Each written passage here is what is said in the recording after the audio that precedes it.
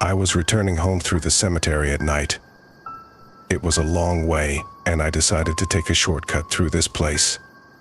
I knew it could be dangerous, but I couldn't afford to be late for work. As I passed by the old graves, I heard screams.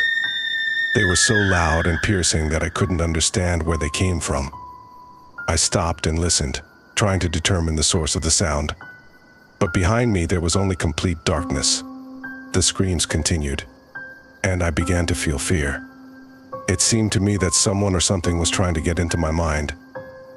I decided to check if everything was okay and got out of the car. But when I opened the door, I saw something that made me freeze with horror. It was dark and gloomy in the cemetery. The moon had hidden behind the clouds, and only the faint light of the lanterns illuminated the road.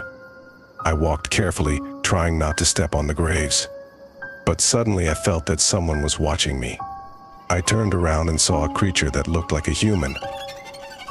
It was tall and thin, with long arms and legs. Its face was hidden under a hood, and its eyes glowed red. The creature slowly approached me, and I realized that it was not going to let me go.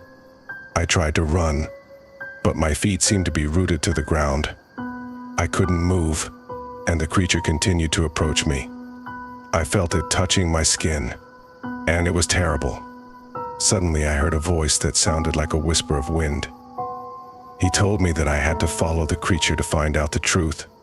I knew it was dangerous, but I couldn't resist this voice.